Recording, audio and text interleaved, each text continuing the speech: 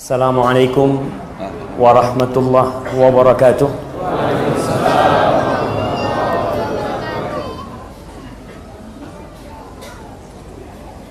Alhamdulillah alladzi arsala rasulahu bil huda wa dinil haqq liyudhhirahu 'ala ad-din kullih walau karihal musyrikun.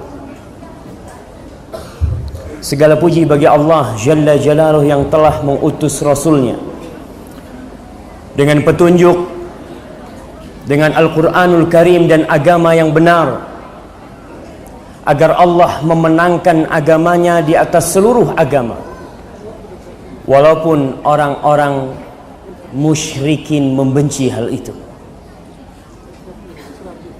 Allahumma salli wa sallim wazid wa barik wa an'im ala sayyidina wa maulana Muhammad wa ala alihi wa ashabihi ajma'in.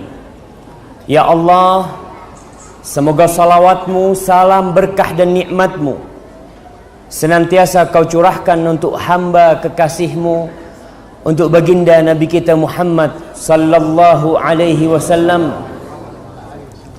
dan untuk keluarga beliau, untuk istri-istri beliau, untuk putra-putri beliau, dan untuk seluruh sahabat Nabi radhiyallahu taala anhum ajma'in. Amma ba'd.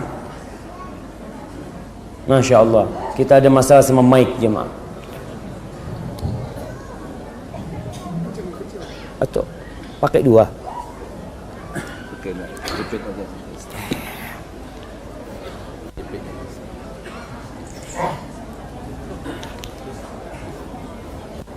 Alhamdulillah, Masya Allah, baru dengar suaranya itu. Masya Allah. Ma'asyiral ikhwah rahimakumullah, malam hari ini, malam 25 Rabiul Awal 1438 Hijriah, kita memenuhi salah satu rumah dari rumah-rumah Allah, meninggalkan sedikit kesibukan kita, menyisihkan waktu untuk mendekatkan diri kepada Allah Subhanahu wa ta'ala. Ada banyak hal yang perlu kita pelajari. Tidak sedikit permasalahan yang harus diselesaikan, dan tempat menyelesaikan semuanya adalah rumah Allah Jalla Jalla. Di tempat inilah Rasulullah sallallahu alaihi wasallam bermusyawarah, menyusun rencana-rencana masa depan agar Islam itu bisa kita rasakan hari ini. Di rumah Allah, Nabi kita alaihi salatu wassalam memberikan petuah-petuah, memberikan arahan-arahan kepada para sahabatnya. Untuk apa? Untuk melanjutkan perjuangan Rasulullah sallallahu alaihi wasallam. Setelah 1438 tahun, kita melihat kondisi umat Islam sangat memprihatinkan. Kita melihat di berbagai negeri, salah satunya di Halab, yang mungkin kita lebih mengenalnya dengan Aleppo. Bahasa Arabnya Aleppo itu Halab. Kalau ada sebagian ulama yang menisbatkan dirinya Al-Halabi, artinya dia dari Aleppo, dia dari Halab. Bagaimana saudara-saudara kita dibantai dan kita tidak bisa berbuat apa-apa. Di Rohingya, tatkala kaum muslimin dibakar, tatkala mereka diusir dari negerinya, kita semua nonton dan kita tidak bisa berbuat apa-apa. Kita hanya bisa menjerit, berteriak, meminta tolong. Tapi apakah ada yang mendengarkan teriakan kita?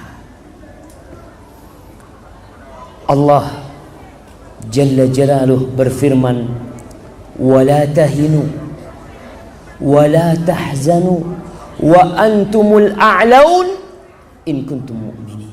Kata Allah, kalian nggak perlu bersedih. Kalian tidak perlu putus asa, lemah. Kalian ini akan berada di atas. Islam akan kembali memimpin dunia. In kuntum mu'minin. Kalau kalian beriman kepada Allah. Dalam semua kondisi kita tetap optimis. Rasulullah sallallahu alaihi wasallam di masa-masa sulit, tatkala kota Madinah dikepung oleh 10.000 bala tentara. Perang apa pada waktu itu namanya? Jemaah, perang Khandaq. Antum kalau ingin mengembalikan kejayaan Islam, antum harus baca sejarah. Dalam kondisi umat Islam dikepung oleh 10.000 tentara, Rasulullah SAW memandang ke depan. Beliau mengatakan kepada para sahabatnya, akan dibukakan bagi kalian Persia, akan ditaklukkan untuk kalian Romawi, akan ditaklukkan untuk kalian Yaman. Dari tempatku aku melihat hari ini. Subhanallah. Padahal pada waktu itu umat Islam belum tahu apakah mereka akan terlepas dari kepungan orang-orang musyrikin. Tapi kita optimis. Rasul sallallahu alaihi wasallam mengatakan, al-Islam ya'lu wa la yu'la alaih. Islam itu akan selalu ada di atas, dan tidak ada yang bisa naik ke atas kemudian menjadikan Islam di bawah. Nggak ada. Ma'asyiral ikhwah rahimakumullah, Allah mengatakan iyamsaskum qarh di surat Ali Imran ayat 140. Ayat ini turun menegur para sahabat Nabi. Dalam kondisi para sahabat pernah dikalahkan oleh orang-orang musyrikin. Naam, itu terjadi. Maka Allah mengatakan iyamsaskum qarhun faqad massal qauma qarhum mithluh. Kalau kalian ditimpai dengan luka, dengan kekalahan, maka sebenarnya kaum-kaum sebelum kalian juga pernah ditimpa kekalahan. Sama. Wa tilkal ayyam nudawiluha bainan nas. Roda ini berputar. Islam tetap akan ada di atas. Wal aqibatu lil muttaqin. Tapi berputar roda itu. Sekali kita di bawah, diinjak. Tapi kita diinjak, dikalahkan demi agar kita kembali kepada Allah Subhanahu wa taala. Kita benci kekalahan. Kita benci dihina. Kita benci diinjak-injak oleh orang-orang yang tidak suka dengan Islam. Tapi Allah mengatakan fa'asa an takrahu syai'an wa yaj'alallahu fihi khairan katsira. Bisa jadi yang kalian benci itu, yang kalian tidak suka, ternyata di balik itu Allah telah menyediakan kebaikan yang banyak sekali. Maka malam hari ini kita ingin tahu kebaikan apa kiranya yang akan Allah berikan kepada kita. Tatkala kita merasakan hari ini sampai hari ini, kita merasakan kehinaan, kita merasakan kekalahan dan tidak bisa berbuat apa-apa. Masya Allah, ada iklannya mah. Aneh. Mobil BA 1735 LA menghambat jalan. Ia menghambat jalannya kajian. Nah, tolong yang punya mobil apaan nih? Ada sebagian jamaah itu nggak tahu nomornya karena dia pinjam mobilnya. Nah, dia nggak tahu. Jadi kalau BL, oh insya Allah bukan mobil Anang. Padahal, nah, ya wallahu a'lam, yang jelas tolong dilihat mobil BA 1735 LA. Taib. Entah kenapa hari ini tidak ada air di meja Ana. Allah, Masya Allah, Masya Allah. Jazakallah khair, jazakallah khair. Bismillah.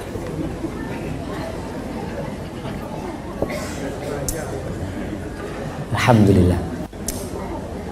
Kita lanjutkan jamaah. Terkadang sesuatu yang kita benci, Allah jadikan kebaikan yang banyak. Dan dalam kekalahan yang menimpa umat Islam, Allah mengatakan di surat Muhammad sallallahu alaihi wasallam ayat 30-31, Allah mengatakan wallahu ya'lamu a'malakum. Allah tahu sama perbuatan kalian. Allah tahu. Kita ini kadangkala melakukan dosa, tetangga kita nggak tahu, orang tua kita nggak tahu, istri nggak tahu, anak nggak tahu, tapi Allah tahu. Allah mengatakan wala nabluwannakum hatta na'lamal mujahidina minkum wasabirin wa nabluwa akhbarakum. Kata Allah, kami benar-benar akan menguji kalian sehingga kita mengetahui, tampak buat kita siapa yang benar-benar berjihad untuk Allah, siapa di antara kalian yang bersabar melaksanakan perintah-perintah Allah, menjalankan aturan Allah, menjauhi larangan-larangan Allah. Kita datangkan ujian untuk melihat mana emas murni dan mana emas imitasi. Wa nabluwa akhbarakum. Kita tahu hakikat kalian. Ma'asyiral muslimin rahimakumullah. Umat Islam pada hari ini terhinakan dan dikalahkan oleh musuh-musuhnya bukan karena jumlah kita sedikit, enggak. Jumlah kita banyak. Kita di negeri kita yang mayoritas kita pun terhinakan. Subhanallah. Kalau boleh kita melihat kita terhinakan di mana? Yang gampang. Mayoritas umat Indonesia Muslim. Berapa persen? 87,1 katanya. Menurut sensus 2010, 87,1% Muslim.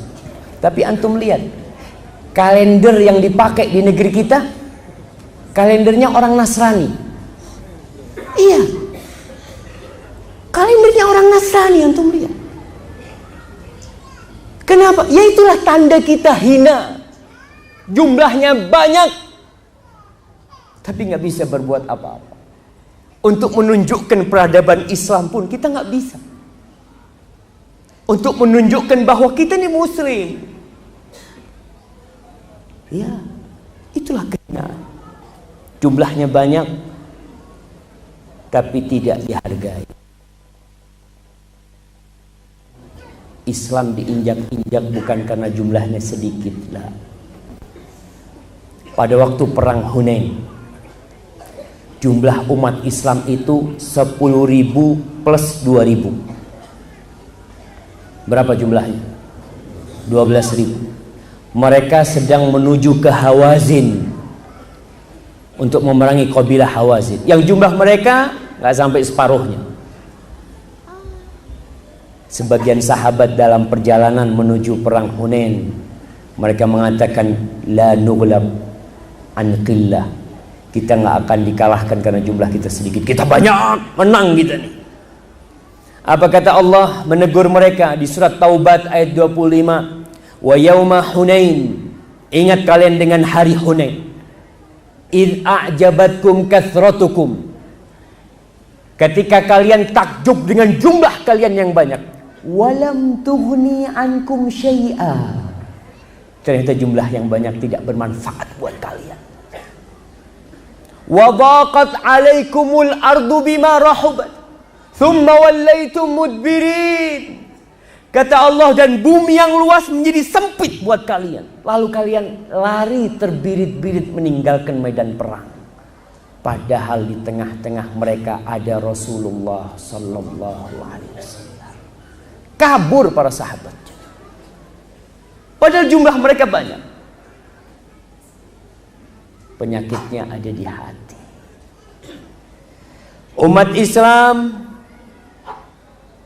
dikalahkan oleh musuh-musuhnya bukan karena umat Islam miskin. Banyak konglomerat di negeri kita. Kalau bicara tingkat kemiskinan antara kita dan zaman Rasulullah SAW, jauh jamaah. Di masa Rasul SAW, sebagian sahabat itu hanya memiliki sarung, cuma sarung, atasannya nggak ada. Ketika mereka sujud, dipegangin sarungnya, takut tersingkap aurat. Wanita-wanita yang di soft belakang tidak boleh mereka mengangkat kepalanya sebelum yang lelaki selesai mengangkat kepalanya dari sujud. Dari miskinnya para sahabat, tapi Allah berikan kemenangan kepada mereka. Dalam peperangan-peperangan Rasul sallallahu alaihi wasallam, selalu persenjataan umat Islam lebih sedikit dari persenjataan musuhnya, selalu. Kecuali perang Hunain tadi, yang jumlahnya lebih banyak. Tapi ternyata ketika jumlahnya banyak, malah tidak bermanfaat buat mereka. Ma'asyiral ikhwah rahimakumullah. Terus kenapa kita kalah? Kenapa kita tidak bisa bertindak apa-apa untuk saudara kita yang berada di Aleppo? Kenapa kita tidak bisa bertindak apa-apa untuk saudara kita yang di Rohingya? Kita hanya bisa mengambil pengungsi mereka, dan kita tidak bisa berbuat apa-apa. Sebagian orang menjerat, menjerit, meminta tolong kepada PBB. Gimana nih saudara kita dibantai? Kau kok bisa minta tolong sama mereka? Sebenarnya kita kalah karena Allah meninggalkan kita. Allah tidak membantu kita. Di surat Al-Fajr, surat Al-Fajr ayat 6 sampai 14, Allah menceritakan, alam tara kaifa fa'ala rabbuka bi'ad, supaya kita sadar kekuatan Allah. Engkau nggak ngelihat apa yang telah Allah lakukan terhadap kaumnya Nabi Hud, Ad, Irama dzatil imad, suatu kaum yang gagah perkasa, yang mereka memiliki bangunan dengan pilar-pilar. Subhanallah, dikatakan kaum Ad ini negerinya disebut negeri 1000 tiang, dari rumah besar-besar mereka. Allati lam yukhlaq mithluha fil bilad, yang belum diciptakan yang seperti mereka di negeri ini, nggak ada. Mereka orang yang gagah perkasa. Kemana mereka? Habis. Itu yang Allah lakukan. Allah musnahkan semuanya. Wa thamud alladzina jabu as-sakhra bil wad. Apa engkau tidak melihat apa yang Allah lakukan terhadap kaumnya Nabi Saleh? Thamud hancur semua. Padahal mereka membuat rumah, membuat istana dari gunung-gunung yang mereka pahat. Mereka tinggal di sana. Mereka memiliki istana-istana yang besar. Allah hancurkan. Wa Fir'aun dzil autad alladzina taghaw fil biladi fa aktsaru fiha al fasad. Apa engkau tidak melihat apa yang Allah lakukan terhadap Fir'aun? Kemana Fir'aun? Tenggelam bersama bala tentaranya semuanya. Apakah Nabi Musa angkat senjata melawan mereka? Enggak. Apakah Nabi Soleh mengangkat senjata melawan kaumnya Tsamud? La. Apakah Nabi Hud melawan kaumnya dengan persenjataan? La. tapi mereka bersama Allah Jalla Jalaluhu. Di surat Ali Imran ayat 160 Allah mengatakan, in yansurkumullah, kalau Allah menolong kalian, fala ghaliba lakum, nggak ada yang bisa ngalahkan kalian, nggak ada. Mau Rusia, mau Amerika, mau bersama Rafidhah Iran, mau berkumpul ngalahkan, nah. Apakah bisa mereka mengalahkan Allah? La. Iyansurkumullah fala ghaliba lakum wa iyakhzulkum faman dzalladzi yansurukum min ba'dih. Tapi kalau Allah sudah meninggalkan kalian, Allah tidak membantu kalian karena kalian tidak menegakkan agama Allah, siapa yang akan menolong kalian? Kalian mau minta tolong sama siapa? Wa 'alallahi falyatawakkalul mu'minun. Dan hendaklah hanya kepada Allah orang-orang iman itu bertawakal. Apa arti tawakal? Anda kasih hadiah. Masya Allah, tuh angkat tangan dulu. Nah, fadhal. Yang keras. Barakallahu fikum. Kirim ke belakang. Tawakal itu artinya percaya, yakin kepada Allah, yakin, dan menyandarkan semuanya kepada Allah. Usaha tetap jalan, tapi orang-orang beriman itu bertawakal kepada Allah. Ma'asyal ikhwah rahimakumullah, musuh-musuh Islam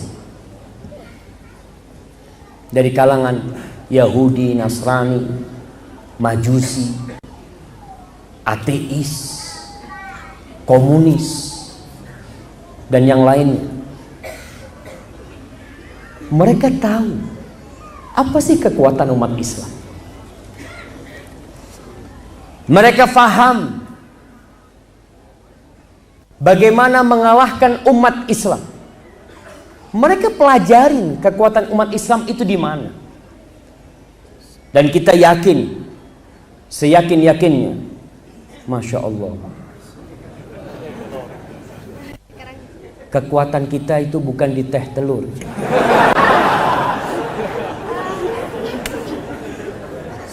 Bismillah. Alhamdulillah. Baik. Allah mengatakan walan tarda ankal yahud walan nasara hatta tattabi'a millatahum. Orang Yahudi dan Nasrani tidak akan pernah ridha sama kalian nih sampai kalian mengikuti agama mereka. Itu kita yakin. Itu Allah yang berbicara. Dan mereka berusaha untuk melemahkan umat Islam. Antum pernah baca sejarah perang salib? Perang salib. Antum kalau tahu perang salib itu, yang memimpin itu gereja-gereja yang ada di Eropa sana. Mereka berkumpul menjadi satu di bawah pimpinan paus keberapa wallahu alam pada waktu itu, untuk menggerakkan semua negeri-negeri menyerang umat Islam. Bersatu mereka. Maka antum lihat bendera di Eropa itu rata-rata salib. Swiss bendera mereka salib. Maka hati-hati yang punya jam ada salibnya, jangan masuk masjid. Nah, Rasul sallallahu alaihi wasallam itu kalau ada salib di rumahnya, kata Aisyah radhiyallahu taala, beliau berusaha untuk menghilangkan. Itu lambang jamaah. Antum lihat bendera Denmark, salib. Antum lihat bendera Inggris, salib. Mana lagi? Karena mereka dulu pemimpin-pemimpin yang membantai umat Islam di Palestina. Umat Islam masuk ke Palestina itu dikasih kuncinya sama pendeta-pendeta Nasrani, dikasih kuncinya. Makanya kalau ada orang-orang berbicara umat Islam harus toleransi, Allahu Akbar. Jangan mengajari ikan berenang. Jangan malu-maluin. Malu. Kau kalau mau belajar toleransi dari orang yang menghabisi Indian di Amerika. Mau belajar dari mereka toleransi. Mau belajar toleransi dari mereka yang menghabisi kaum aborigin di Australia. Mau belajar toleransi dari mereka yang membantai umat Islam ketika di Spanyol. Mau belajar toleransi dari mereka. Nggak pantas jamaah. Umat Islam masuk Palestina, kuncinya diserahkan sama pendeta. Diberikan kepada Umar bin Khattab. Fadhal, masuk. Tidak dikucurkan darah mereka. Salahuddin Al-Ayyubi ketika menguasai kembali Palestina, apakah gereja-gereja dihancurkan oleh Salahuddin? La. Dibuka bagi orang-orang Nasara. Kalian mau tetap di sini, tafadhol. Kita nggak hancurin gereja kalian. La, mau beribadah silahkan. Tapi ada aturan di negeri Islam. Tidak seperti ketika umat Islam diusir dari Spanyol. Tidak seperti ketika orang Nasrani menguasai Palestina. Sehari 70.000 umat Islam disembelih sama mereka. Baca sejarah. Mereka tidak dusta. Dan sejarah itu berulang. Wa tilkal ayyam nudawiluha bainan nas. Terus kekuatan umat Islam di mana? Kekuatan umat Islam itu di ketakwaan mereka, di keimanan yang ada di mereka. Maka orang Nasara berusaha membuat umat Islam jauh dari rumah Allah. Mereka berusaha membuat Islam atau umat Islam melanggar aturan-aturan Allah Subhanahu wa taala. Salah seorang pemimpin Zionisme, dia mengatakan ka'sun wa ghaniyah, segelas minuman dan seorang wanita biduan itu akan bisa merusak umat Islam lebih daripada 1000 meriam. Antum melihat kenapa narkoba dikirim ke sini? Kenapa BNPT, Badan Narkoba, BNN, nah capek ngurusin narkoba. Kenapa negeri kita akhirnya mengumumkan perang kepada narkoba? Karena itu yang dilakukan musuh-musuh Islam untuk melemahkan kaum muda umat Islam. Antum kalau lihat orang kalau sudah kena yang namanya sabu-sabu, otaknya itu encer aja.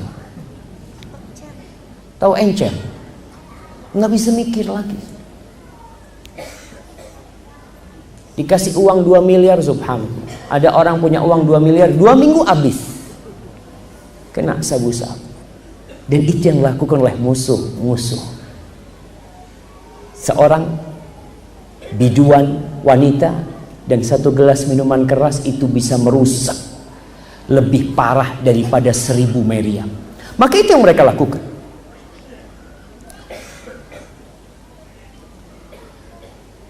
Goldmeier atau Golda Meir, dia ini Perdana Menteri keempat Israel. Disebutkan pernah terjadi dialog sama wartawan. Dia mengatakan, engkau tahu nggak nabinya orang Islam? Rasulullah SAW berkata bahwa la taqumus sa'ah hatta yuqatilal muslimun al-yahud. Tidak akan terjadi kiamat sampai terjadi peperangan. Umat Islam membunuh atau berperang dengan orang-orang Yahudi. Dan umat Islam membunuh mereka. Hatta yakhtabi al-yahudi min wara'il hajar wasyajar. Sampai katanya umat Islam nih, katanya nabinya umat Islam, orang Yahudi kelak akan bersembunyi di balik batu, di balik pohon. Dan batu dan pohon itu berbicara, ya Muslim, ya Abdullah, hada Yahudi khalfi faqtulhu. Pohon sama batu akan berbicara, wahai orang Islam, wahai hamba Allah, ini belakangku ada orang Yahudi, kau bunuh dia. Illal gharqad, kecuali pohon gharqad. Fa innahu min syajaril yahud. Pohon gharqad itu pohonnya orang Yahudi. Hadis ini riwayat Muslim. Apa kata Golda Meir? Dia mengatakan fa'ajabat na'am. Iya betul. Betul tuh. Kata dia, hadza sahih, walakin la yantabiq ala muslimi hadzal asr. Tapi tidak untuk umat Islam masa kini. Untuk kaum muslimin sekarang enggak. Dia yakin. Kenapa Yahudi di Israel merasa tenang di tengah-tengah umat Islam? Antum lihat, Yahudi itu dikelilingi sama apa? Sama negeri-negeri Islam semuanya. Apakah mereka takut? Enggak. Karena dia tahu generasi yang sekarang nggak akan melakukan itu. Mereka belum bisa. Terus apa sebenarnya penyakit umat Islam, jamaah? Kalau Golda Meir mengatakan hal itu, bahwasanya umat Islam masa kini tidak akan bisa mengalahkan Yahudi. Walaupun jumlah umat Islam yang ada di Timur Tengah itu entah ratusan kali lipat lebih banyak dari orang Yahudi yang ada di sana. Lebih banyak. Tapi Golda Meir mengatakan kita tenang di sini. Mereka tidak akan melakukan itu kepada kita. Rasulullah SAW menyebutkan dua hadis. Ana akan bacakan dua hadis dan satu ucapan Umar bin Khattab. Antum fahami. Pulang bawa nih dua hadis. Hadis ini ma'ruf, sering diucapkan oleh khotib-khotib di atas mimbar. Tapi sayangnya yang dipanggil itu tidak sadar kalau dia sedang dipanggil. Rasulullah sallallahu alaihi wasallam bersabda dalam hadis riwayat Ahmad dan Abu Dawud dari Thauban maula Rasulullah sallallahu alaihi wasallam. Beliau mengatakan yushiku an tada'a alaikumul umam kama tada'al akalatu ala qas'atiha. Hampir-hampir umat-umat itu mengeroyok kalian seperti orang kalau makan bersama. Apa bahasa Padangnya makan bersama? Bajamba. Bajamba. Bajamba tuh. Iya, bajamba. Satu nampan yang makan berapa orang? Banyak. Hampir itu terjadi. Mereka saling memanggil, "Ta'al, ayo makan kita nih. Kita makan nih umat Islam." Para sahabat menanyakan hal itu. Awa min qillatin nahnu yawma idzin. Apakah kita dikeroyok karena jumlah kita sedikit waktu itu wahai Rasulullah sallallahu alaihi wasallam? Kata dia mengatakan, "Bal antum yawma idzin katsir."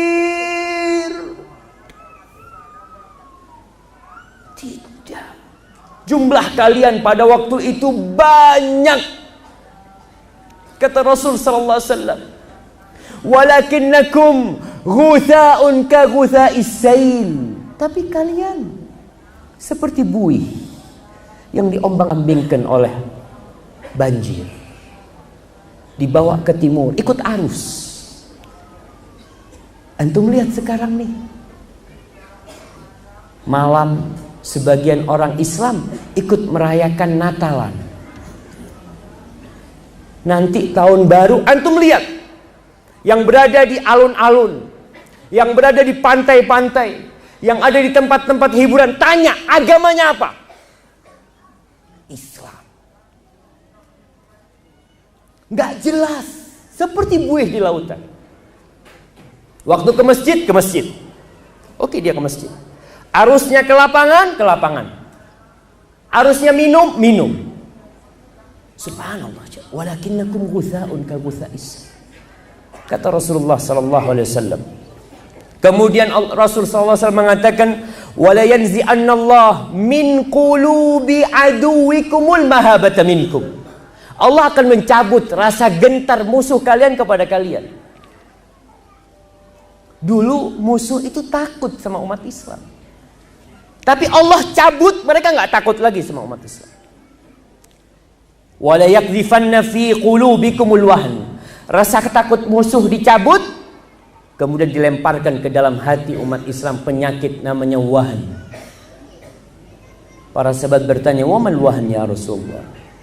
Qala hubbud dunya wa karahiyatul maut. Cinta dunia dan takut mati. Dan itu penyakit yang menimpa umat Islam.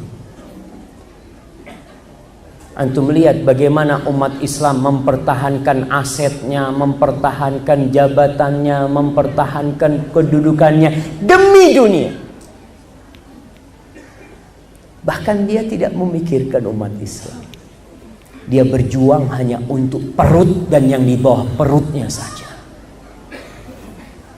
Hadis yang kedua, Rasulullah sallallahu alaihi wasallam mengatakan dari Abdullah bin Umar bin Khattab, "Idza tabaya'tum bil 'inah." Apabila sistem jual beli kalian 'inah.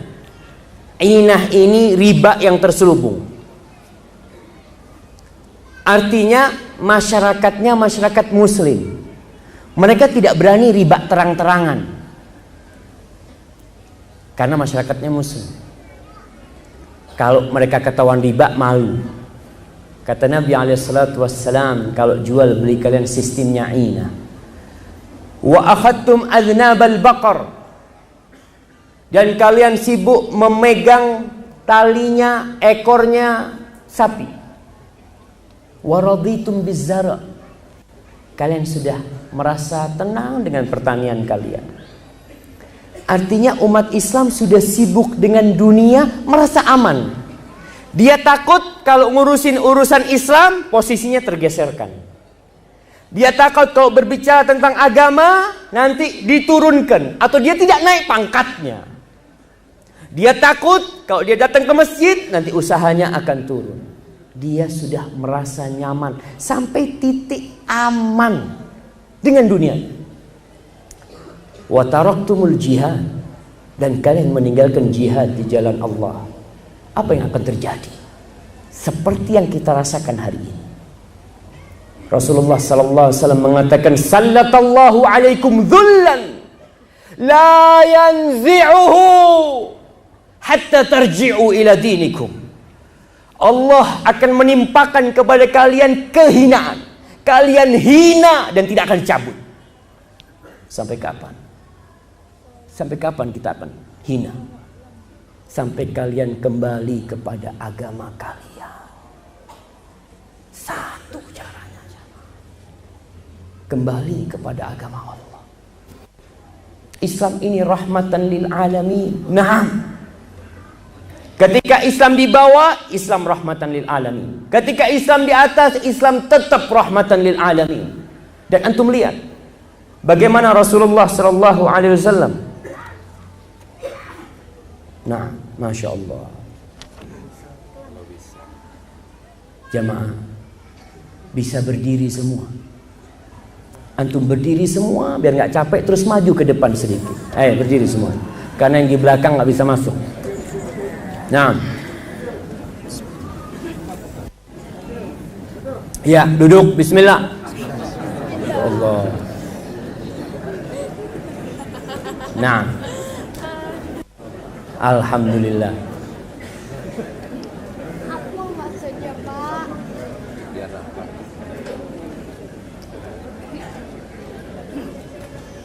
Nah,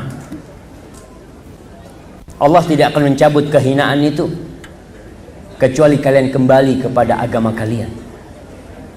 Apa agama kita? Ingat, anak ingin mengingatkan kepada diri anak sendiri dan kepada semuanya. Agama kita itu hanya Al-Maidah 51. Nah, Rasulullah sallallahu alaihi wasallam mengatakan hatta tarji'u ila dinikum. Sampai kalian kembali kepada agama kalian, kita harus mengamalkan Islam secara kafah. Di diri kita, di keluarga kita. Allah mengatakan ya ayyuhalladzina amanu. Wahai orang-orang yang beriman, sama dengan Al-Maidah 51. Allah mengatakan ya ayyuhalladzina amanu. Di Al-Maidah 51 Allah mengatakan la tattakhidul yahuda wan nasara awliya. Kalian jangan menjadikan orang-orang Yahudi dan Nasara teman-teman dekat kalian, pemimpin-pemimpin kalian, kekasih-kekasih kalian. Dan Allah mengatakan ya ayyuhalladzina amanu dkhulu fis silmi kafah. Kalian masuklah kepada Islam secara kafah. Semuanya kita perbaiki. Dagang kita harus kita lihat, kita ini udah dagangnya Islami enggak? Jangan-jangan masih ada riba. Dan umat Islam meremehkan riba. Jangan. Antum tahu dosa teringan riba. Kata Rasul sallallahu alaihi wasallam, "Ar-riba ithnani aw thalathun wa sab'una bab. Adnaha misla an yankih ar-rajul ummah." Kata Rasul sallallahu alaihi wasallam, beliau mengatakan riba itu dosanya 70, 72, 73 pintu.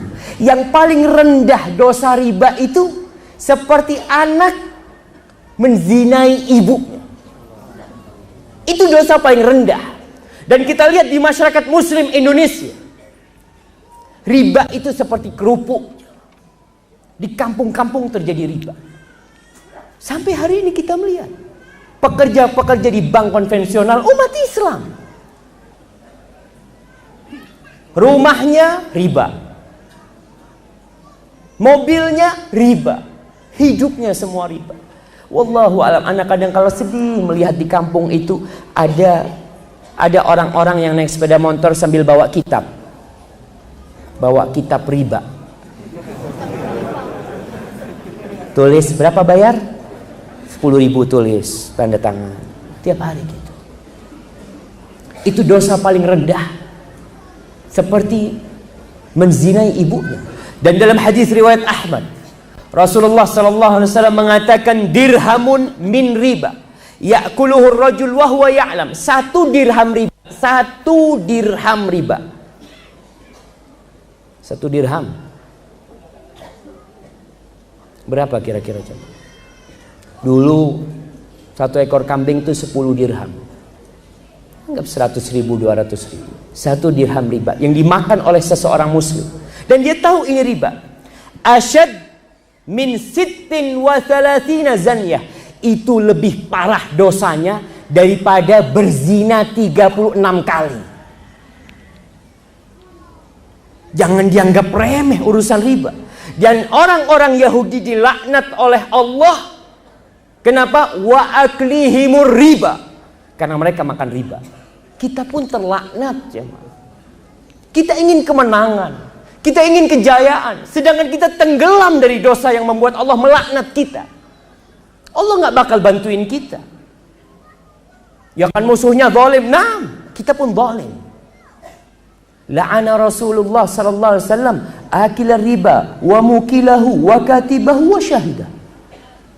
Rasulullah sallallahu alaihi wasallam melaknat yang makan riba dan yang ngasih makan riba. Dan sebagian di antara umat Islam yang kaya-kaya untuk melihat mereka itu pemodal riba. Dia meletakkan uangnya di bank, di deposit di sana. Mereka memodali bank, jemaah. Riba itu pakai uangnya umat Islam. Antum melihat kadang-kala melihat pembangunan yang besar-besar, kita yang modalin, kita taruh duit kita di bank yang riba. Alhamdulillah ada bank syariat yang masih berusaha untuk syariat, alhamdulillah. Tapi antum taruh duit antum di bank riba. Kalau mungkin orang berkata, Ustaz, tapi duit ini berfoto, kalau darurat tafadhol. Tapi kalau antum nyimpan, antum berarti memodali riba. Antum kalau taruh duit 100 juta, yang dipakai riba oleh bank berapa? 90 juta. 10% duit antum ditaruh, yang 90% digunakan untuk riba, dan kita memodalinya. Umat Islam kalau nggak pinjam, dia yang taruh duit di bank riba. Wa katibahu wa syahidahu, yang jadi penulis, yang bekerja di bank riba, yang jadi saksi, itu dilaknat. Tahu artinya dilaknat itu apa? Dijauhkan dari rahmat Allah. Tiap hari kita minta dirahmati Allah, tapi kita mendatangkan itu riba.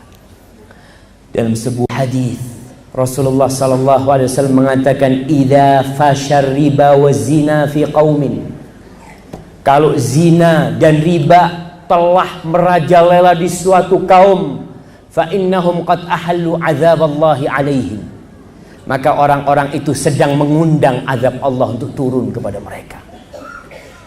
Para jamaah, hanya ada satu cara kejayaan Islam itu kembali kepada Islam, bangga sebagai umat Islam. Nah, Masya Allah, kita mau sholat isya jamaah, ada tempatnya buat sholat isya, Insya Allah.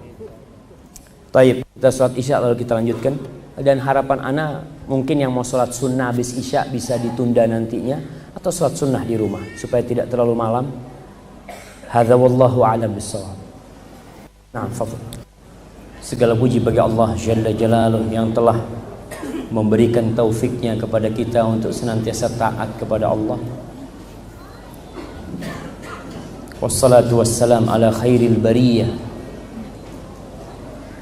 Salawat dan salam semoga tercurahkan untuk manusia terbaik Rasulullah sallallahu alaihi wasallam, dan untuk keluarga beliau serta para sahabat beliau radhiyallahu taala anhum ajma'in. Amma ba'd. Itu teman-teman yang di pintu belum bisa masuk.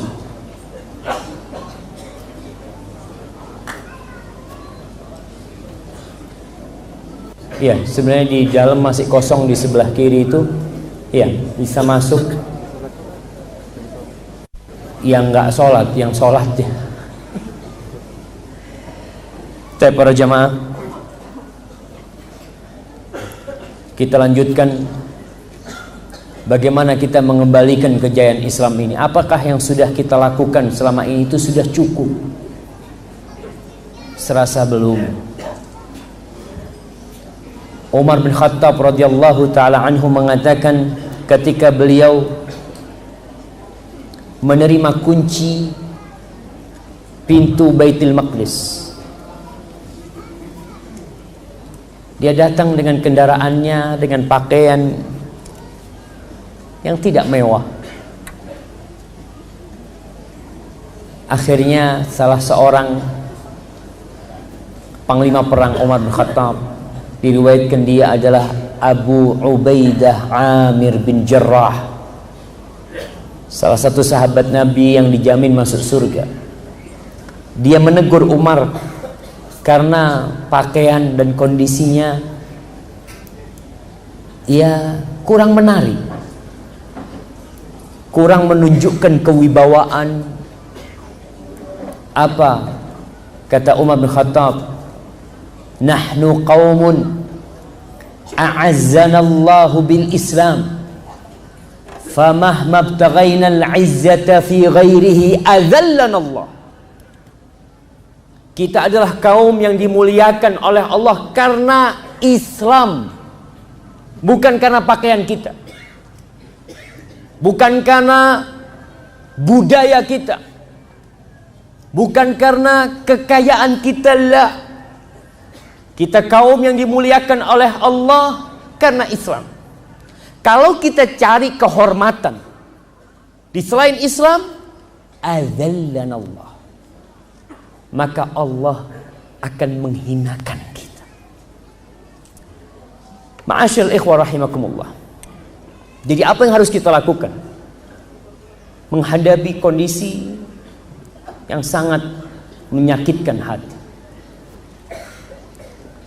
Kita harus menyusun strategi. Kita tidak boleh hanya reaktif. Kalau ada sesuatu baru kita ribut. Umat Islam itu harus menyusun strategi. Dari mana? Ya dari batu pertama. Yang pertama, yang kedua, yang ketiga, yang keempat, sampai kelak Allah memberikan kembali kejayaan buat Islam dan buat negeri kita Indonesia ini. Allah berfirman, wa a'iddu lahum mastata'tum min quwwah wa min ribatil khail turhibuna bihi aduwallahi wa aduwakum. Kalian persiapkan apa saja kekuatan yang bisa kalian kumpulkan. Apa saja. Baik disebutkan di ayat ini wa min ribatil khail. Quwah disebutkan panah umpamanya. Berarti Ustaz, kita latihan memanah. Oh, Antum ikut perbakin, latihan tembak. Nah, kita harus menjadi salah satu pasukan untuk negeri kita, untuk menyelamatkan NKRI ini dari tangan-tangan musuh yang ingin mengambil negeri kita, yang ingin merusak negeri kita. Dan ada satu pandangan, ada satu wacana hendak menjadikan wajib militer buat bangsa kita. Perlu itu didukung. Semua warga Indonesia menjadi pembela negeri ini, pembela agamanya. Apa saja yang bisa kalian siapkan, itu perintah Allah SWT. Ayat ini turun setelah perang Uhud, setelah perang Badar. Ketika perang Badar, umat Islam berperang tanpa persiapan. Karena keluarnya 300 belasan orang itu bukan untuk berperang, tapi untuk menghadang kafilah dagang kaum Quraisy. Namun ternyata kafilah dagang itu berhasil melarikan diri, yang dihadapi 1000 pasukan bersenjata. Tapi Allah kasih kemenangan kepada umat Islam. Allah kasih kemenangan. Di perang Uhud, yang persiapan kalah. Ketika mereka kalah, apa kata orang-orang kalangan para sahabat Nabi? Qalu qultum anna hada. Kok bisa kita kalah? Sedangkan di tengah-tengah kita ada Rasulullah sallallahu alaihi wasallam. Apa kata Allah? Qul huwa min indi anfusikum. Katakan kepada mereka, kekalahan itu gara-gara kalian sendiri. Apa yang terjadi sebenarnya di perang Uhud? Satu perintah Nabi dilanggar, satu perintah Rasulullah SAW dilanggar. Gara-gara ada hubbud dunya, gara-gara ada kecintaan, tergoda dengan harta rampasan perang. Rasulullah SAW memerintahkan 50 sahabat untuk bertahan, menjaga punggung kaum muslimin di bukit. Nama bukit itu Jabalul Ainain, bukit dua mata. Sekarang dikenal dengan Jabalur Rumah, Jabal Pemanah. Ketika umat Islam menang, mereka mengatakan, ngapain kita di sini? Udah selesai perang nih. Orang-orang kafir sudah kabur. Kita bantuin saudara kita mengumpulkan harta rampasan perang. Abdullah bin Jubair yang menjadi komandan pasukan pemanah mengatakan, ingat pesan Rasul SAW, kalah menang tetap kita di sini. Tapi beberapa puluh orang turun. Datang Khalid bin Walid menyerang mereka, dan tewaslah 70 dari sahabat Rasulullah SAW. Maka para jamaah, kekalahan itu berasal dari kita. Kita harus mempersiapkan diri. Kita harus menyusun strategi. Belajar dari Rasulullah SAW.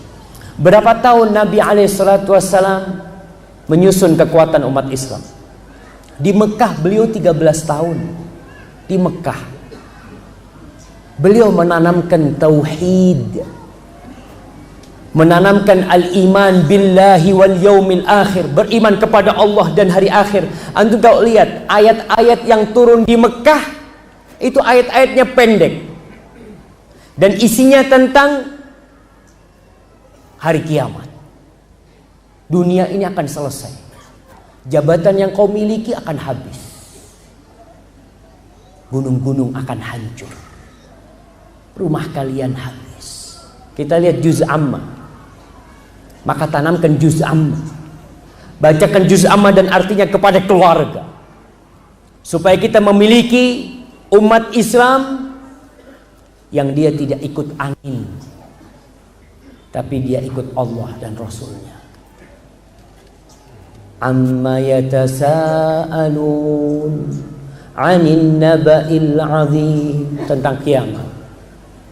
Allah ceritakan tentang neraka, labithina fiha ahqaba, inna lil muttaqina mafaza. Setelah itu di surat An-Nazi'at, فَإِذَا جَاءَتِ الطَّامَّةُ الْكُبْرَى. Ketika terjadi kiamat besar. Antum jangan lihat gedung-gedung, jangan lihat jam gadang tuh. Kita lihat ada jam gadang di sini. Kira-kira akan menjadi apa jam gadang itu nantinya? Jangan bicara jam gadang. Antum lihat gunung Merapi yang ada. Dulu orang-orang bertanya kepada Rasul sallallahu alaihi wasallam, orang-orang kafir menanyakan, wa yas'alunaka 'anil jibal. Mereka bertanya, nanti gunung-gunung ini akan jadi apa? Faqul yansifuha rabbi nasfa fayadharuha qa'an safsafa la tara fiha 'iwajan wala amta. Allah akan jadikan seperti debu yang berterbangan, gunung rata. Kita lihat di sini ada lembah, nggak ada lembah lagi nanti, semua akan jadi rata sama tanah. Orang nggak akan kenal ini dulu rumahku, ini dulu tempatku. Sekarang kita bisa lihat, dulu aku besar di tempat itu, dulu aku pernah tinggal di tempat yang lalu aku jual, nanti nggak ada lagi. فَإِذَا جَاءَتِ الطَّامَّةُ الْكُبْرَى فَإِذَا جَاءَتِ الصَّاخَّةُ إِذَا الشَّمْسُ كُوِّرَتْ, tentang kiamat. إِذَا السَّمَاءُ انفَطَرَتْ, tentang kiamat. إِذَا السَّمَاءُ انشَقَّتْ, tentang kiamat. Idza zulzilatil ardu zilzalaha, tentang kiamat. Al-qari'atu mal qari'ah wa ma adraka mal qari'ah, tentang kiamat. Dunia ini akan kita tinggalkan jamaah. Allah tekankan di hati para sahabat agar mereka tidak cinta kepada dunia. Wailul likulli humazatin lumazah. Celaka tuh orang yang suka mengumpat, suka mencela. Alladzi jama'a malan wa 'addadah, yang kerjanya cuma ngumpulin duit. Pagi kerja, sore dapat hasil dihitung, besok seperti itu, pusing seperti itu. Tiap hari kerjanya seperti itu. Allah mengatakan alhaakumut takatsur hatta zurtumul maqabir. Kalla sawfa ta'lamun, thumma kalla sawfa ta'lamun, kalla law ta'lamuna ilmal yaqin. Allah tanamkan selama 13 tahun tauhid, keimanan di dalam hati para sahabat, bahwasanya yang berhak disembah cuma Allah. Ketika Rasulullah SAW 13 tahun menanamkan tauhid di kota Mekah, apakah jalan mereka mulus? Kita lihat beberapa sahabat jadi dibantai oleh orang-orang kafir Quraisy. Sumayyah, wanita pertama yang mati syahid dalam Islam, disiksa oleh Abu Jahal, ditusuk kemaluannya sampai mati. Bapaknya Ammar, Yasir, dibunuh sampai mati. Dan Rasulullah SAW tidak bertindak apa-apa. Beliau hanya mengatakan sabron ala Yasir, sabar. Tidak mengatakan kenapa kita tidak berjihad, kita bantu. Sabar, belum waktunya, belum. Bilal bin Rabah disiksa di tengah padang pasir dengan matahari yang begitu terik. Para sahabat lewat, Rasulullah SAW lewat, dan beliau tidak berbuat apa-apa.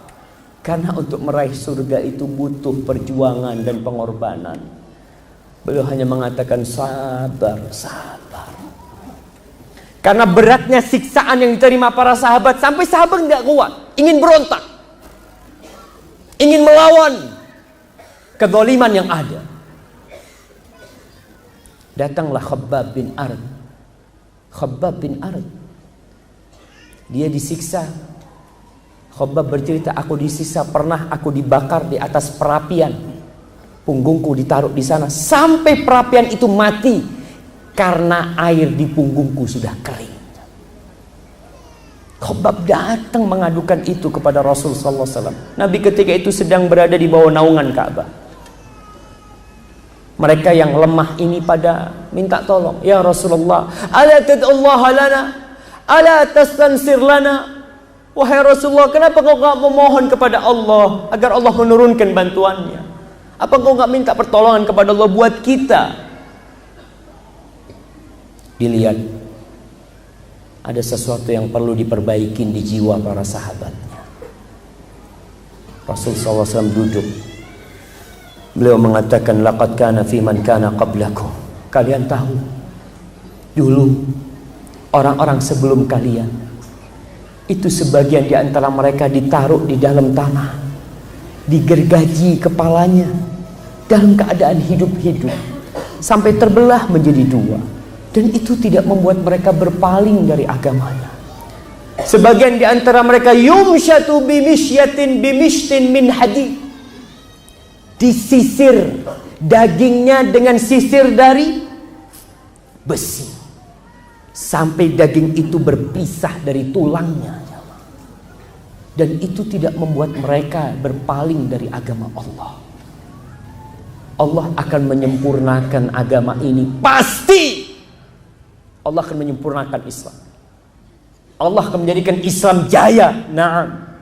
Sampai nanti akan ada musafir dari Son'a ke Hadramut yang dia naik onta, seorang wanita sampai dikatakan yang tidak takut apa-apa karena amannya negeri itu. Walakinnakum qaumun tasta'jilun. Tapi kalian adalah kaum yang tergesa-gesa. Tergesa-gesa gimana jemaah? Sudah mati sebagian sahabat, sudah dibakar Khabbab bin Ard, tapi Nabi SAW menanamkan walakinnakum qaumun tasta'jilun. Kalian itu jangan reaktif, jangan tergesa, oh harus kayak gini, harus kayak gitulah. Ada sesuatu yang harus dipersiapkan, harus disusun kekuatan itu. Harus hijrah sebagian sahabat. Mereka meninggalkan Mekah menuju ke Habasyah, meninggalkan negerinya, meninggalkan rumahnya, meninggalkan pekerjaannya. Untuk apa? Untuk bersabar menegakkan agama Allah. Rasulullah SAW diboikot selama 3 tahun di sebuah jalan antara 2 gunung namanya Syi'ib Abi Thalib. 3 tahun. Antum lihat bagaimana orang yang diboikot. Sa'ad bin Abi Waqqas cerita, kita itu buang kotoran seperti kambing buang kotoran. Daun-daun kita makan. Pernah Sa'ad cerita, suatu hari aku kencing malam hari. Aku kencing, kok ada suara di kencingku yang jatuh itu. Dilihat ternyata kulit. Besoknya dicuci sama Sa'ad, kemudian dia makan. Kata dia, 3 hari anak kuat gak makan. Sebagian sahabat mengatakan, pernah satu malam aku menginjak sesuatu kok basah di kakiku. Maka aku ambil lalu aku masukkan ke mulutku, dan sampai hari ini aku tidak tahu apa yang aku makan. Seperti itu diperintahkan untuk bersabar para sahabat menghadapi kezaliman yang ada. Karena lihat belum siap, imannya yang belum siap. Mungkin kalau mereka berpikir kita lawan, mati masuk surga, tapi bukan untuk kematian. Kita diciptakan untuk menegakkan la ilaha illallah. Antum tahu ketika perang Badar, Rasul sallallahu alaihi wasallam tahu bahwasanya yang mati dari para sahabatnya itu akan masuk surga. Tapi tatkala perang Badar terjadi, Rasulullah sallallahu alaihi wasallam angkat tangan memohon kepada Allah sampai selendangnya berulang kali jatuh. Nabi alaihi salatu wasallam mengatakan, Allahumma wa'daka alladhi wa'adtani, ya Allah janjimu, ya Allah janjimu kepadaku, Allahumma intuhlak hadhil isabah, ya Allah kalau kelompok ini mati semuanya, la tu'bad fil ardi ba'dal yawm, kau gak akan disembah lagi di muka bumi ini ya Allah. Beliau minta sama Allah setelah diizinkan berperang. Kebanyakan kita gak belajar itu, jamaah. Kita hanya kita harus bertindak. Harus ada yang dipersiapkan untuk menghadapi masa yang akan datang. Kata Rasul sallallahu alaihi wasallam, Ma min zamanin illa walladhi ba'dahu syarrun minhu. Tidak ada satu masa kecuali yang selanjutnya lebih buruk dari yang sebelumnya. Masa yang akan dihadapi oleh anak-anak kita ini buruk. Kalau kita tidak mempersiapkan generasi ke depan. Dan Ana bersyukur yang hadir ke masjid ini kebanyakan anak muda, karena ada di pundak antum kejayaan Islam kelak, insyaallah. Tapi kita perlu mempersiapkan diri. Sabar. Anak muda itu kebanyakan gak sabaran. Tanamkan akidah yang kuat. Tanamkan cinta kepada Islam. Tunjukkan identitas sebagai seorang muslim. Banyak umat Islam yang malu untuk menunjukkan I am muslim. Kadangkala ana di airport, ana ngelihat di airport, sepenuh airport ini cuma ana yang pakai gamis. Ana melihat 5 orang dari pendeta Hindu pakai gamis.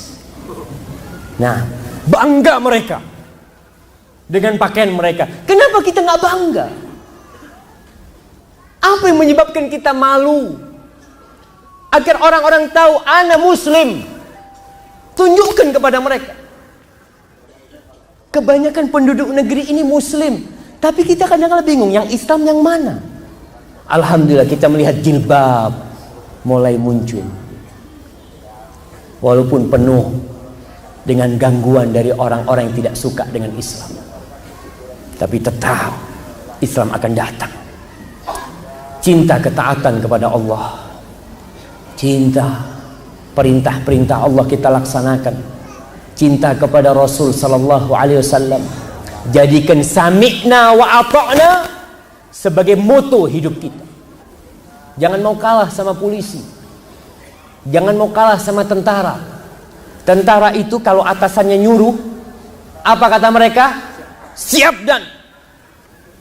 Tapi kita, kalau Rasulullah sallallahu alaihi wasallam yang nyuruh, kita tanya, ini wajib apa sunnah?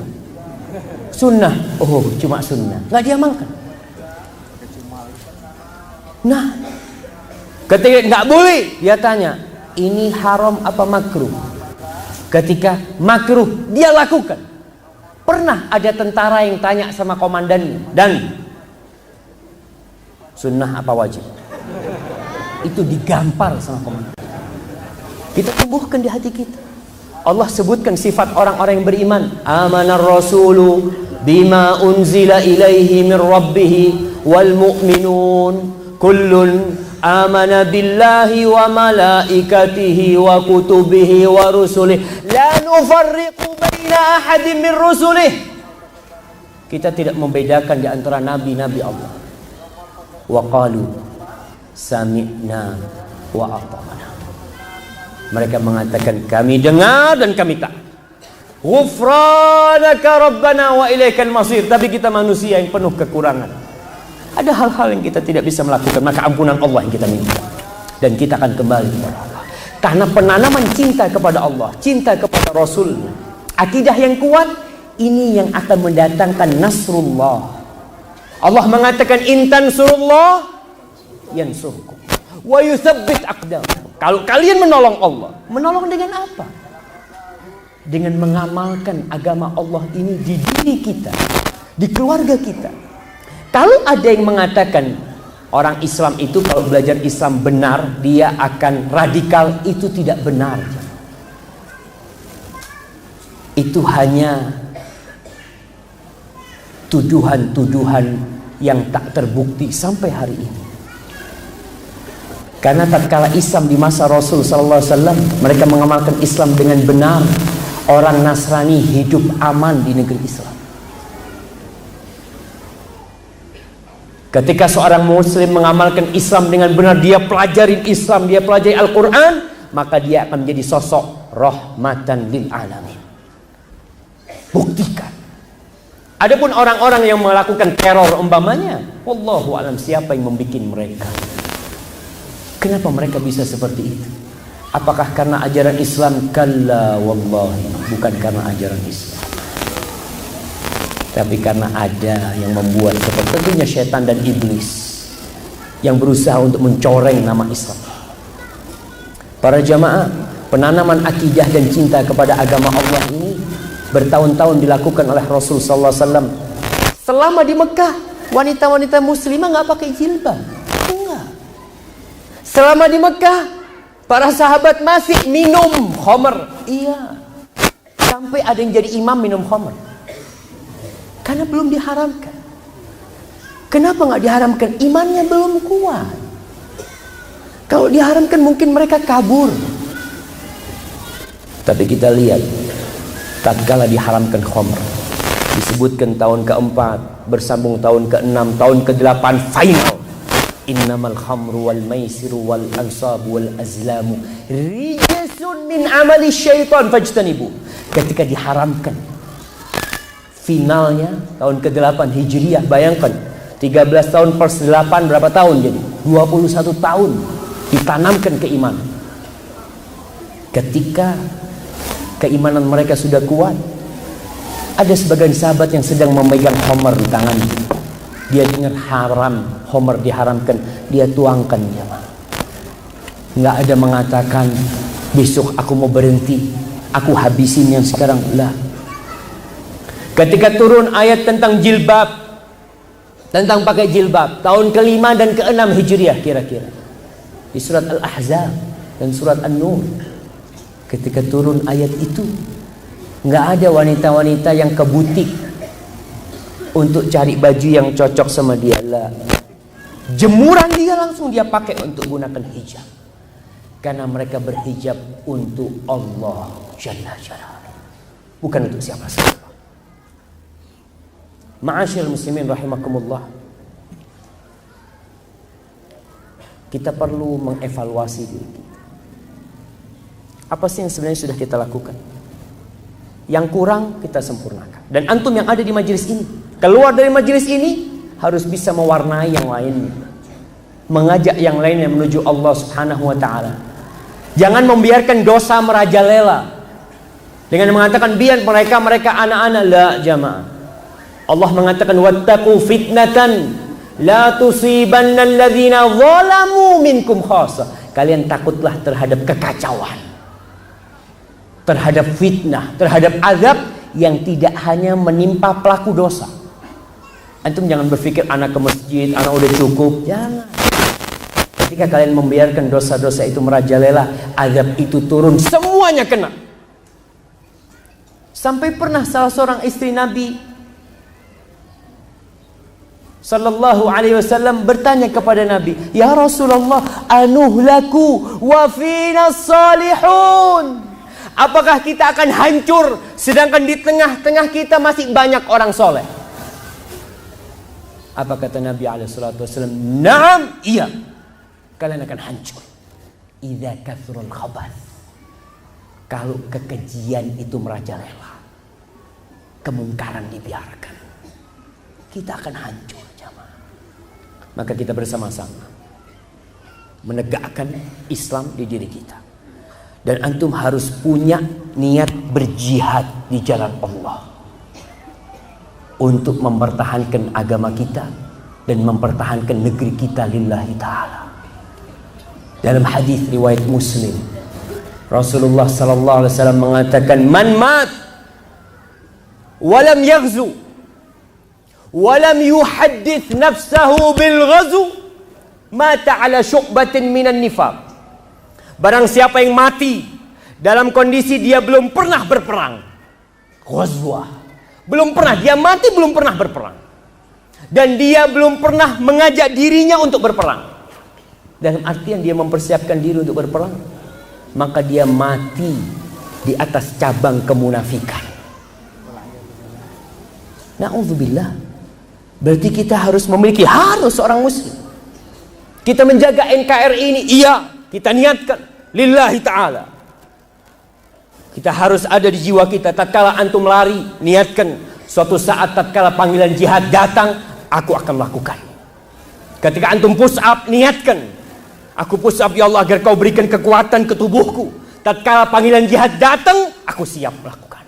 Semua gerakan kita niat. Ibu-ibu ketika mengajarkan kepada anak, ingat ibu-ibu, zaman yang akan datang lebih buruk. Apa yang terjadi di Aleppo itu tidak mustahil terjadi di negeri kita. Gak mustahil, iya.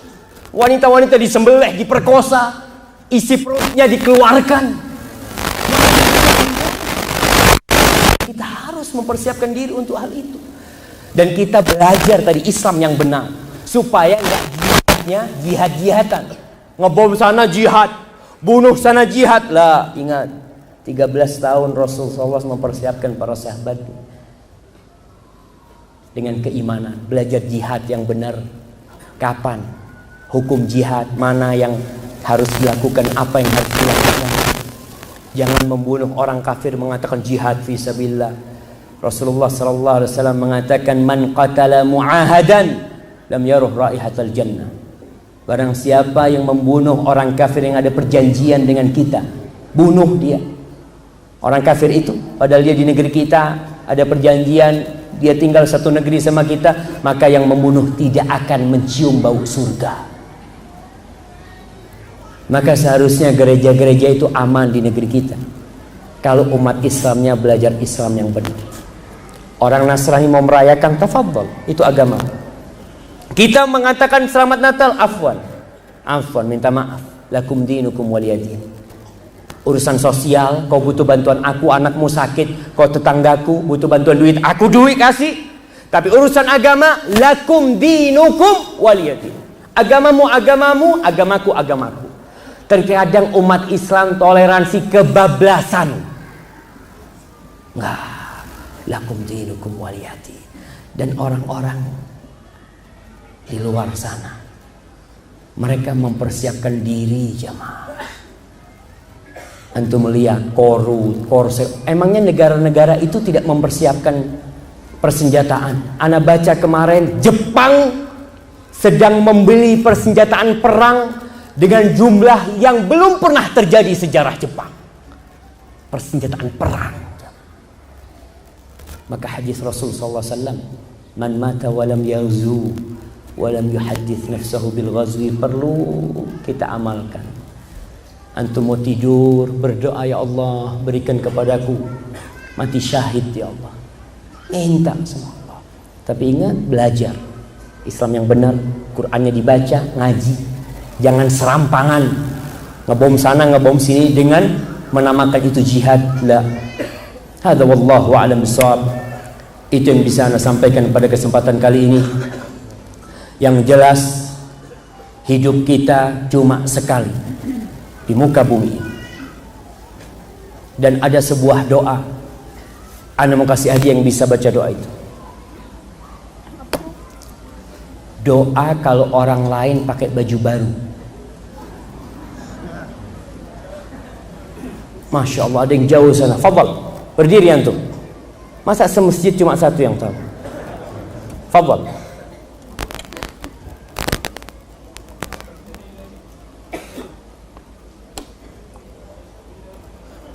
Barakallahu fikum. Kirim ke belakang.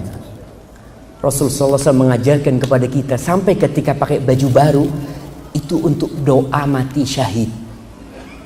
Beliau mengatakan, ilbas jadidan, kau pakailah yang baru itu. Wa'ish hamidan, hiduplah terpuji. Wamut syahidan, dan matilah dalam kondisi syahid, jamaah. Maka antum kalau sering pakai baju baru, maka sering didoakan mati syahid.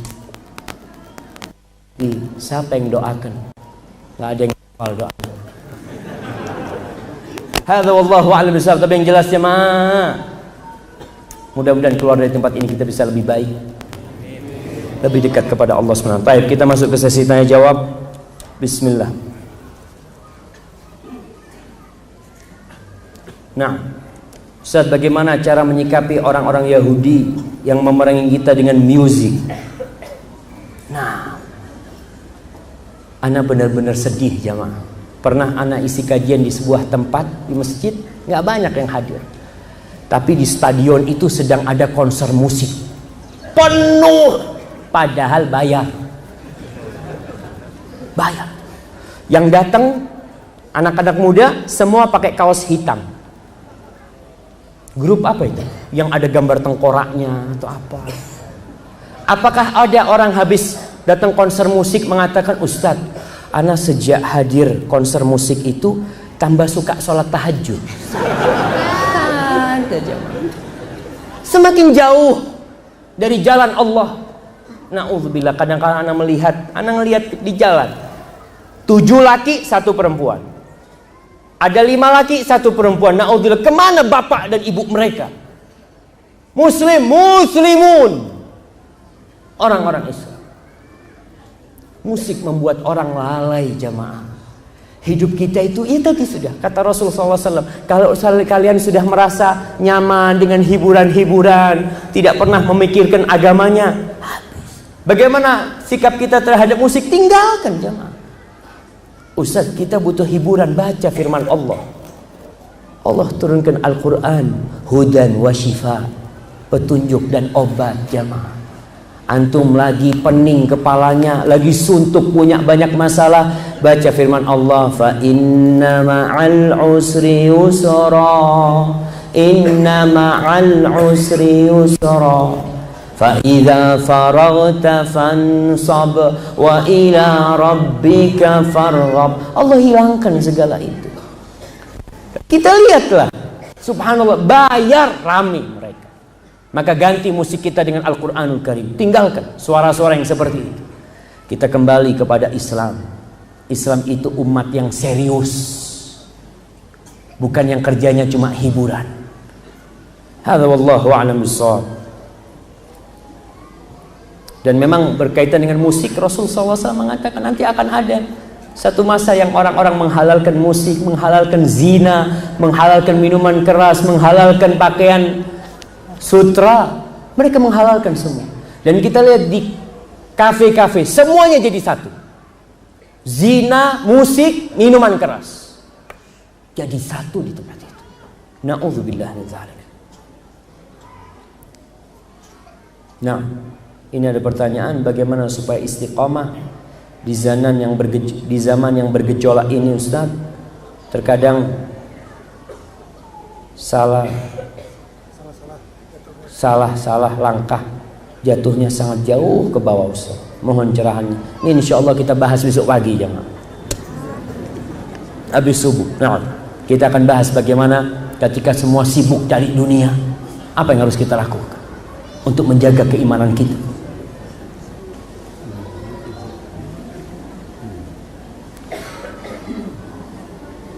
Bagaimana agar kita bisa memulai hijrah, berubah jadi lebih baik dan istiqomah dalam hijrah. Jujur, saya masih ragu untuk meninggalkan pekerjaan saya di perbankan karena posisi saya sudah bagus. Nah, tadi kata Rasulullah SAW, waraditum, kalian sudah senang, sudah nyaman dengan posisi kalian. Karena posisi saya sudah bagus, dan jika saya resign, ijazah saya tidak dikembalikan kepada saya karena saya tidak sanggup membayar penalti.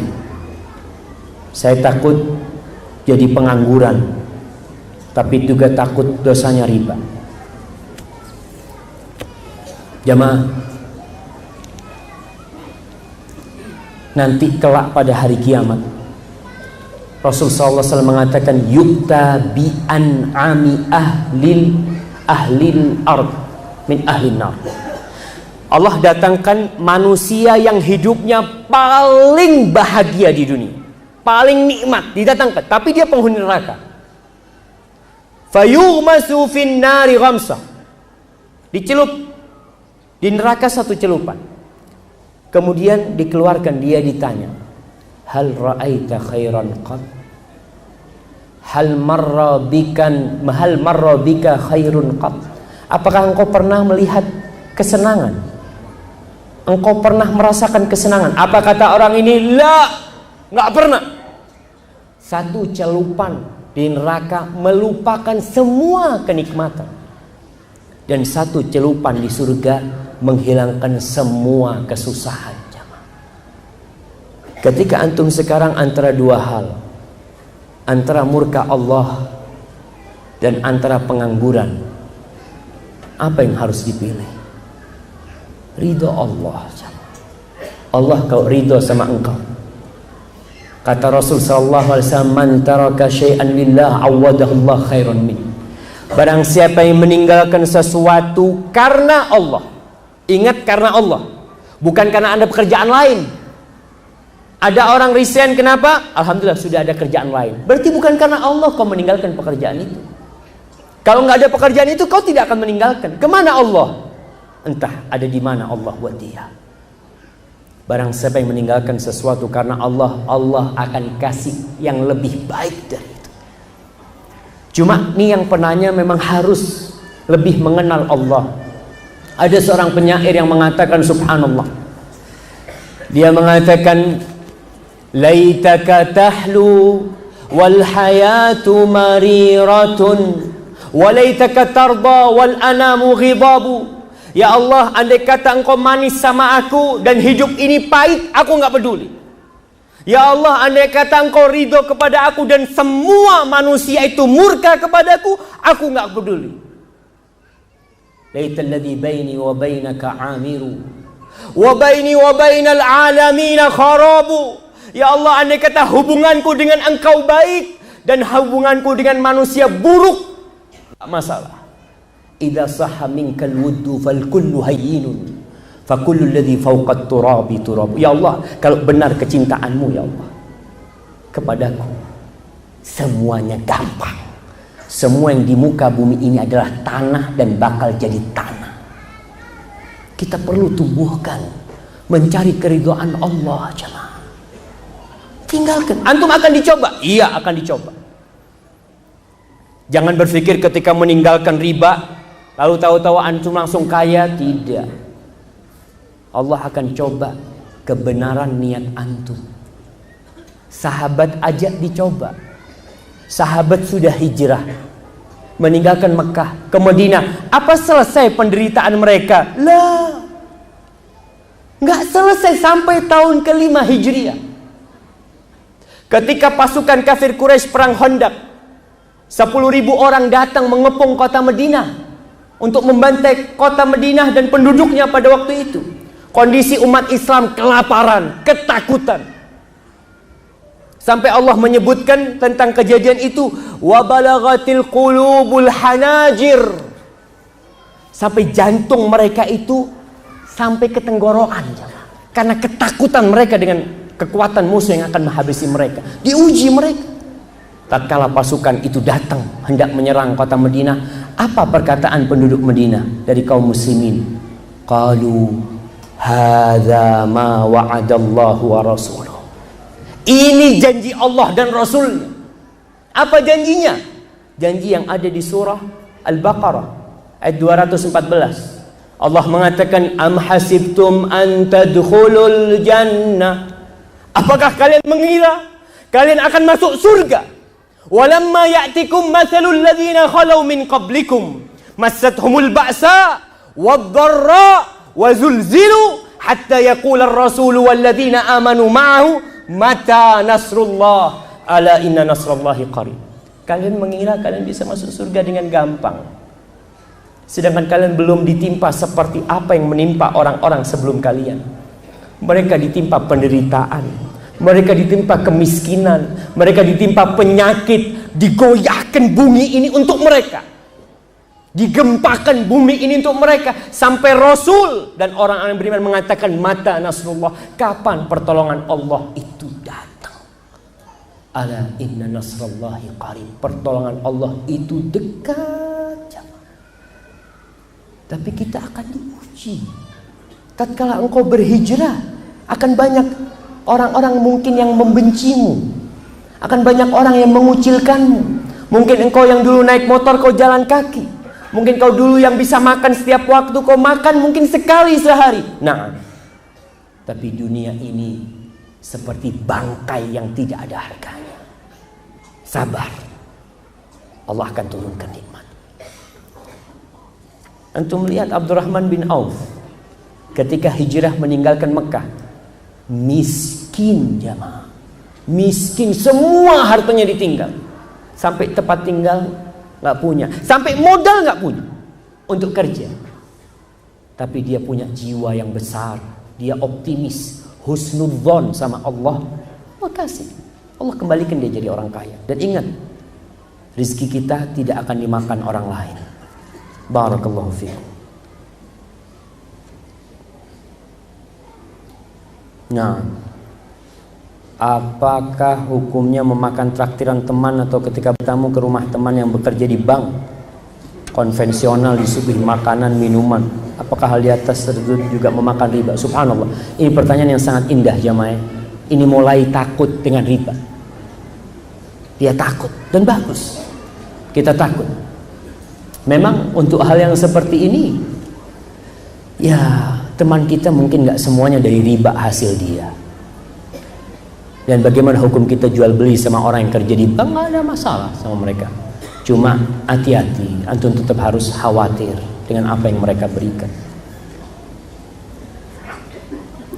Rumah saya terlanjur dibangun dengan uang riba, dan saya harus bagaimana Ustaz?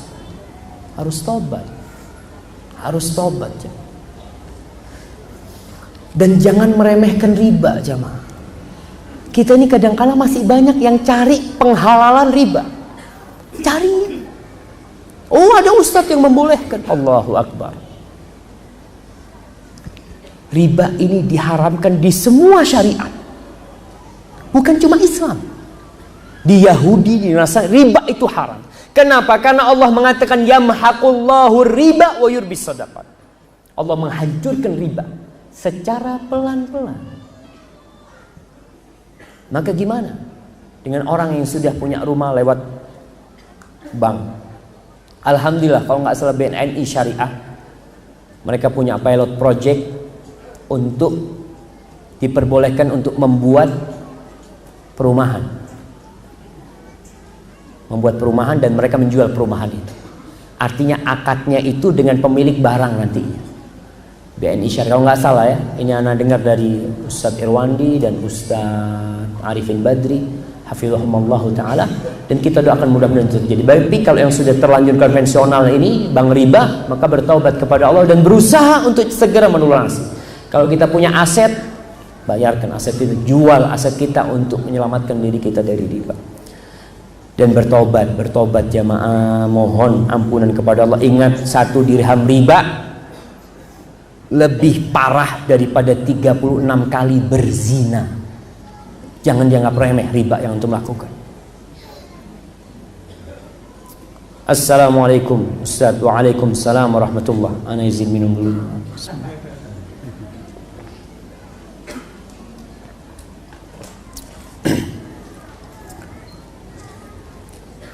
Sampai sekarang alhamdulillah kami masih jadi nasabah bank konvensional. Ini karena tabungan itu hanya untuk melakukan pembayaran kepada pedagang di Tanah Abang. Apakah hal ini boleh kami jalani Ustaz? Terima kasih. Baik jemaah, berkaitan dengan transfer. Kalau memang darurat, nggak ada cara lain. Dan kita tahu transfer itu uang kita nggak. Ada orang-orang kaya yang duitnya memang berputar. Artinya duit itu dipakai sama dia. Nggak berani bank itu pakai duit kita. Nggak dijadikan modal sama dia. Karena duit kita cuma lewat doang. Ya insya Allah nggak masalah. Tapi antum kalau bisa ke bank yang syariat, walaupun belum syariat ya. Bank syariat itu sedang berusaha untuk syariat. Tapi alhamdulillah sudah ada usaha ke sana. Maka lebih baik antum tinggalkan hal itu. Tapi kalau memang terpaksa untuk transfer, selesai, mudah-mudahan nggak ada masalah. Tapi tetap mereka itu dapat keuntungan dari transfer uang kita lewat bank itu. Hadza wallahu a'lam bishawab. Ustaz, ana bekerja di sebuah bank konvensional. Insya Allah 1 bulan lagi resign setelah kontrak habis. Ana mau tanyakan bagaimana hukumnya menggunakan uang gaji sampai resign untuk memenuhi kebutuhan dan membeli buku-buku ilmu atau mushaf. Setelah datangnya hukum kepada ana, dan bagaimana hukumnya harta benda yang ana beli dengan uang tersebut, dan bolehkah digunakan untuk usaha? Kalau yang dulu ketika belum mengerti, afallahu ankum amma salam, semoga Allah mengampuni yang dahulu. Tapi kalau antum udah tahu terus antum melakukan, maka jadi haram hasil yang antum dapatkan itu. Maka usahakan antum berlepas diri dari hasil itu. Antum tidak makan, dan Allah akan kasih ganti yang lebih baik. Antum kasihkan sama orang-orang yang membutuhkan atau untuk kepentingan umum. Hadza wallahu a'lam bishawab. Assalamualaikum Ustaz. Apabila kita telah riya, pahala kita telah gugur, bagaimana caranya agar pahala kita kembali Ustaz? Apakah minta ampun kepada Allah maka pahala dikembalikan? Nah, antum jangan bicara riya jemaah. Dosa-dosa. Orang yang melakukan dosa, membunuh, berzina, naudzubillah, dosa-dosa. Kemudian dia kembali bertobat kepada Allah dengan sebenar-benarnya tobat, bukan hanya dosanya yang diampuni. Apa kata Allah? Faulaika yubaddilullahu sayyi'atihim hasanat. Amal buruknya itu diganti pahala. Kalau dia punya 1000 dosa, ketika dia bertobat bukan 0 ya. 1000 dosa itu jadi 1000 pahala buat dia. Itulah Allah At-Tawwabur Rahim, Allah Asy-Syakur. Dan Allah sangat bahagia, sangat senang kalau ada orang tobat kepada Allah Subhanahu wa taala. Barakallahu fikum.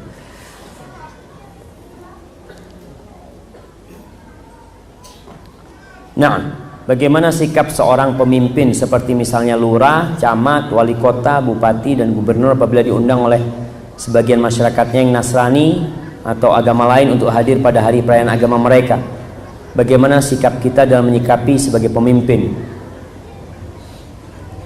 Nah, antum utus yang Nasrani di kalangan orang-orang antum.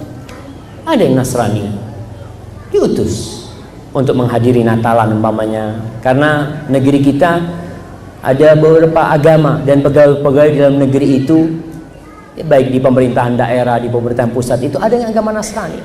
Tinggal sebagai pemimpin yang muslim yang mengatakan kau wakili aku ke sana. Orang kadangkala bupati itu tidak menghadiri undangan ke masjid, kadangkala nggak hadir. Karena apa? Ada acara lain, ada kesibukan lain. Ya bikin acara. Ketika diundang bikin acara. Mau keluar kota atau gimana sehingga tidak bisa hadir, yang hadir adalah wakil dia. Karena mau nggak mau pemimpin itu harus mengayomi semua rakyatnya, maka dia tinggal kirim orang-orang yang non muslim di kalangan jabatan dia, selesai tugas dia. Dia tidak menzalimi yang Nasrani, enggak, karena dia memberikan orang yang datang untuk memberikan sambutan terhadap acara mereka dari agama mereka. Itu namanya toleransi. Lakum dinukum waliyadin. Hadza wallahu a'lam bishawab. Itu yang bisa Anda sampaikan. Apabila yang Anda sampaikan benar itu dari Allah Jalla Jalaluh, kalau ada yang salah dan kurang berkenan itu dari diri ana pribadi, Allah dan Rasulnya terbebaskan dari kesalahan itu. Subhanakallahumma wa bihamdika asyhadu an la ilaha illa anta astaghfiruka wa atubu ilaik. Subhana rabbika rabbil izzati amma yasifun wa salamun alal mursalin walhamdulillahi rabbil alamin. Wassalamualaikum warahmatullahi wabarakatuh. Waalaikumsalam. Waalaikumsalam. Ahlan wa sahlan. Barakallahu fikum. Waalaikumsalam. Barakallahu fikum.